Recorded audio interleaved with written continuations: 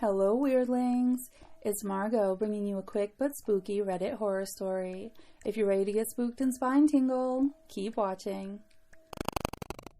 When I was 37, I went to my high school reunion. I flew into the nearest airport and rented a car. The distance was about 35 miles through a very rural, almost abandoned part of the country. About 3 miles outside of town, I saw someone on the side of the road flagging me down. It turned out it was one of the guys I'd attended school with. Jim, not his name, got in the car and we started talking.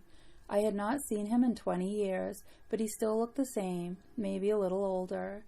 We got to town and I asked him if he wanted to come to the VFW and have a drink. He said no, just take me home. Jim's parents had lived only a few blocks from my grandmother's house, and I turned in that direction, but he said to take him to the outskirts of town. There was a mobile home park out there, and I figured that was where he lived. When we reached the end of the turnoff, he said, "Just drop me here. It was good to see you again." And he walked off into the night. I went to the VFW, met some of my old classmates, and we started to talk. As we were talking about who was coming to the reunion, I mentioned that I'd just picked Jim up 3 miles east of town and had dropped him off. Everyone got quiet. Even the guy singing karaoke stopped and laid down the mic. My cousin went white as a new t-shirt.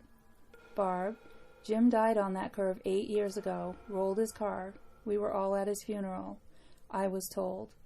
I started to feel really dizzy, and I went out to my car to take some deep breaths.